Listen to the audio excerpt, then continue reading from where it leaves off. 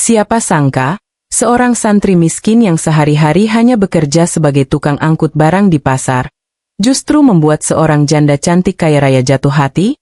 Bukan karena harta, bukan karena wajah, tapi karena satu hal sederhana, yang kini sudah langka. Dan saat kebenaran terungkap di akhir cerita ini, banyak orang yang menangis, bahkan merinding. Assalamualaikum warahmatullahi wabarakatuh. Semoga kita semua selalu berada dalam lindungan Allah SWT. Sebelum kita mulai ceritanya, mari kita panjatkan sholawat dan salam kepada junjungan kita Nabi Muhammad SAW. Allahumma sholli ala Sayyidina Muhammad wa ala ali Sayyidina Muhammad. Terima kasih untuk kalian yang sudah meluangkan waktu mampir ke channel ini. Dan untuk kalian yang menekan tombol like dan subscribe, aku doakan semoga hidup kalian selalu sehat, dipenuhi kebahagiaan, dimudahkan dalam setiap urusan, dan diberikan rezeki yang berlimpah serta berkah. Amin. Sekarang, mari kita mulai kisahnya. Pagi itu, embun masih menggantung di ujung daun ketika Raffi sudah berjalan menyusuri jalanan desa dengan sandal tipisnya yang mulai aus. Sarungnya sederhana, bajunya tak pernah benar-benar baru. Di punggungnya tergantung tas lusuh berisi kitab-kitab pesantren. Tak ada yang istimewa dari penampilannya.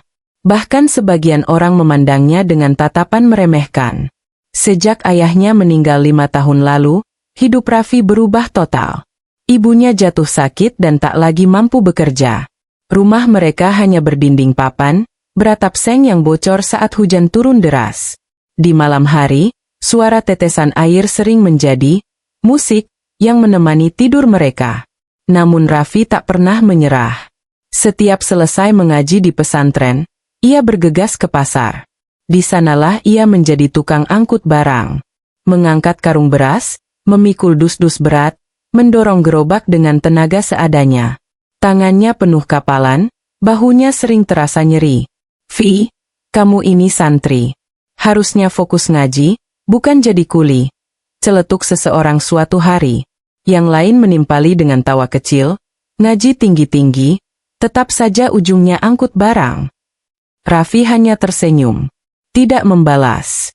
Tidak marah. Di dalam hatinya, ia hanya berbisik, "Ya Allah, aku hanya ingin ibuku sembuh, dan hidup kami cukup." Setiap upah yang ia terima, selalu ia hitung dengan hati-hati. Sebagian untuk membeli obat ibunya, sebagian lagi untuk membayar kebutuhan pesantren. Dan jika tersisa, ia belikan beras meski hanya cukup untuk beberapa hari. Meski hidupnya keras, Raffi dikenal jujur. Pernah suatu hari ia menemukan dompet pelanggan yang terjatuh berisi uang cukup banyak. Tanpa ragu, ia berlari mengejar pemiliknya dan mengembalikannya utuh.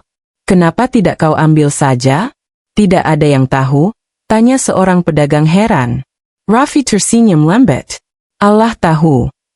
Jawaban sederhana itu membuat beberapa orang terdiam, tapi tetap saja, cibiran tak pernah benar-benar berhenti. Tak ada yang tahu, di balik tubuh kurus dan pakaian sederhananya. Siang itu pasar desa lebih ramai dari biasanya. Suara tawar-menawar bercampur dengan teriakan pedagang yang menawarkan dagangan. Bau sayur segar, ikan asin, dan rempah-rempah memenuhi udara. Raffi baru saja menurunkan 2 karung beras dari sebuah mobil bak terbuka. Keringat membasahi pelipisnya, namun wajahnya tetap tenang. Tiba-tiba, sebuah mobil mewah berhenti di pinggir pasar. Beberapa orang langsung menoleh. Dari dalam mobil itu turun seorang wanita anggun dengan pakaian sederhana namun berkelas. Dialah Buhana. Sejak suaminya meninggal 2 tahun lalu, Buhana dikenal sebagai janda kaya yang sukses meneruskan usaha besar keluarganya. Meski hidup berkecukupan, ia jarang terlihat tersenyum. Hari itu ia berbelanja sendiri, tanpa sopir ataupun asisten. Mungkin ingin merasakan suasana sederhana yang jarang ia nikmati. Setelah membeli banyak kebutuhan, tangannya mulai kewalahan membawa kantong belanjaan yang berat. Beberapa orang hanya melihat, tak ada yang benar-benar menawarkan bantuan. Raffi yang sedang lewat spontan menghampiri. "Biar saya bantu, Bu," ucapnya sopan, tanpa tatapan aneh atau maksud tersembunyi. Bu Hana sedikit terkejut. Biasanya, lelaki yang mendekatinya selalu punya tujuan lain. Namun tatapan Raffi berbeda, jujur dan bersih. Sepanjang perjalanan menuju mobil, Raffi berjalan di belakang, menjaga jarak. Ia tak banyak bicara. Hanya memastikan semua barang tersusun rapi. Berapa ongkosnya? Tanya Bu Hana setelah semua selesai. Seikhlasnya saja, Bu. Yang penting berkah, jawab Raffi ringan. Kalimat sederhana itu membuat Bu Hana terdiam sejenak. Namun yang benar-benar membuat hatinya tersentuh adalah ketika ia melihat sesuatu yang tak terduga.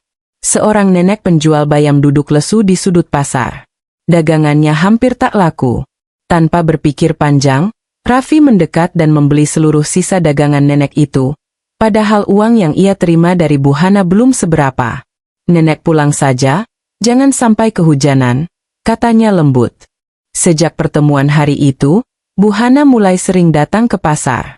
Alasannya sederhana, katanya ingin memastikan kualitas bahan dagangannya sendiri.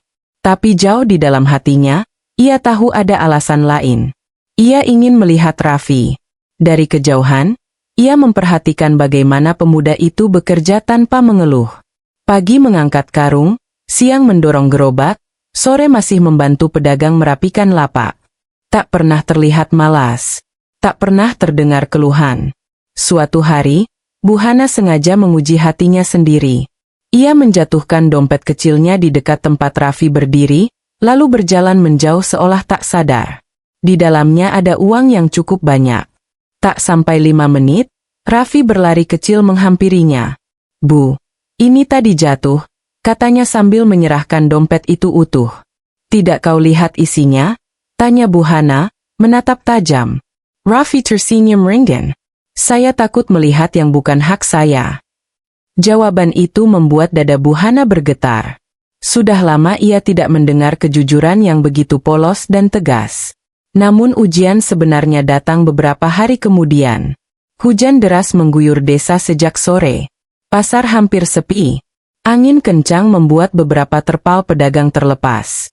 Dalam keadaan basah kuyup, Raffi tetap bertahan membantu seorang pedagang tua menyelamatkan barang dagangannya agar tidak rusak.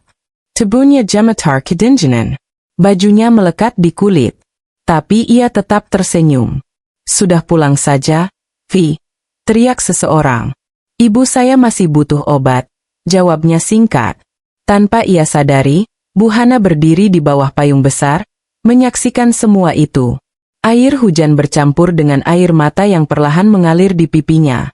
Bukan karena iba, tapi karena ia melihat sesuatu yang jarang ada. Lelaki yang bekerja bukan demi gengsi, bukan demi dipuji, tapi demi tanggung jawab dan ridha Tuhan. Malam itu, untuk pertama kalinya setelah sekian lama, hati Bu Hana terasa hangat. Dan tanpa ia sadari, rasa kagum itu mulai berubah menjadi sesuatu yang lebih dalam. Kabar itu menyebar seperti angin kencang di musim kemarau. Bu Hana melamar Raffi. Awalnya orang mengira itu hanya gosip pasar. Tapi ketika beberapa tokoh desa melihat sendiri Bu Hana datang ke rumah papan sederhana milik Raffi bersama keluarganya, barulah semua terdiam, lalu gaduh. Rumah kecil itu mendadak dipenuhi bisik-bisik tetangga. Dinding kayu yang biasanya sunyi kini menjadi saksi peristiwa yang tak pernah terbayangkan. Raffi duduk bersimpuh, wajahnya pucat. Ia merasa seperti sedang bermimpi. Saya datang dengan niat baik, ucap Bu Hana lembut namun tegas. Saya ingin meminang Raffi. Ibunya Raffi sampai menutup mulutnya, menahan haru dan tak percaya. Namun di luar rumah, suara-suara sinis mulai terdengar. Pasti cuma kasihan. Ah, paling juga tidak lama. Mana mungkin janda kaya mau sama kuli pasar? Setiap kalimat itu seperti anak panah yang menancap di dada Raffi. Ia menunduk dalam. Bu, saya ini bukan siapa-siapa, ucap Raffi lirih. Saya miskin. Hidup saya sederhana. Saya takut hanya akan menjadi beban. Bu Hana menatapnya dalam-dalam. Saya tidak mencari lelaki kaya, jawabnya pelan. Saya mencari lelaki yang tahu arti tanggung jawab. Dan saya melihat itu pada kamu. Suasana hening. Bahkan suara ayam di halaman terasa jauh. Apa Bu tidak takut omongan orang? Tanya Raffi lagi. Bu Hana tersenyum tipis. Hidup saya sudah terlalu lama diatur oleh penilaian manusia. Kali ini, saya ingin memilih berdasarkan hati dan keyakinan. Kalimat itu membuat mata Ibunda Raffi berkaca-kaca. Beberapa hari kemudian, keputusan pun diambil. Mereka sepakat menikah secara sederhana di masjid desa. Tanpa pesta mewah. Tanpa kemewahan berlebihan. Hari pernikahan itu menjadi hari paling mengejutkan sepanjang sejarah desa kecil tersebut. Orang-orang yang dulu mencibir kini datang, entah karena penasaran atau benar-benar ingin menyaksikan. Saat ijab kabul terucap dengan lancar, suara haru memenuhi ruangan. Pernikahan mereka berjalan sederhana namun penuh keberkahan. Tidak ada pesta mewah, tidak ada dekorasi berlebihan. Hanya doa-doa tulus yang mengalir di masjid desa. Setelah menikah, banyak yang mengira hidup Raffi akan berubah drastis. Mereka pikir ia akan berhenti menjadi tukang angkut, duduk nyaman menikmati kekayaan istrinya. Tapi dugaan itu salah besar. Keesokan paginya, Raffi tetap berangkat ke pasar seperti biasa. Sarung yang sama, pecinya yang itu-itu saja. Ia masih mengangkat karung, masih membantu pedagang kecil. Sekarang kamu kan sudah jadi suami orang kaya. Goda seseorang. Raffi hanya tersenyum. Rezeki itu bukan cuma uang, tapi keberkahan.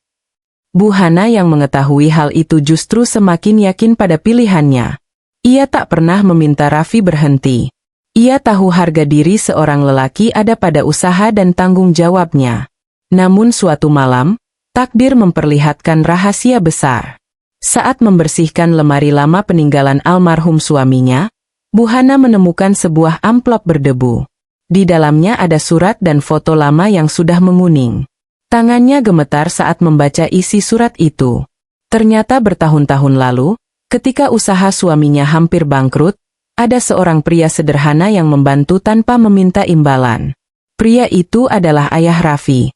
Dalam surat itu tertulis, "Jika suatu hari kau bertemu anakku atau keluarganya, jangan pernah lupakan kebaikan ini. Balaslah bukan karena hutang, tapi karena Allah mempertemukan kita." Air mata Bu Hana jatuh tanpa bisa ditahan. Ia langsung menunjukkan surat itu pada Raffi. Raffi terdiam lama. Matanya berkekak-kakak. Ia tak pernah tahu perjuangan ayahnya berdampak sebesar itu pada hidup orang lain. "Aku awalnya ingin membalas kebaikan ayahmu," ujar Bu Hana lirih. "Tapi yang membuatku benar-benar jatuh cinta adalah ketulusanmu sendiri." Raffi menggenggam tangan istrinya erat. Malam itu mereka sujud bersama. Tangis syukur pecah dalam keheningan. Orang-orang yang dulu mencibir kini sadar. Ternyata yang mempertemukan. Sahabat semua, cerita ini mengajarkan kita bahwa kilauan kebaikan tak pernah benar-benar hilang. Kilauan ketulusan akan selalu menemukan jalannya. Kilauan harta bisa dicari, tapi hati yang tulus itu langka. Jangan pernah malu menjadi orang sederhana. Karena yang meninggikan derajat kita bukan manusia, tapi Allah. Terima kasih sudah menonton sampai akhir. Jangan lupa like, komen, dan subscribe agar channel ini terus menghadirkan kisah penuh hikmah lainnya. Sampai jumpa di video berikutnya. Wassalamualaikum warahmatullahi wabarakatuh. Crescent Moon.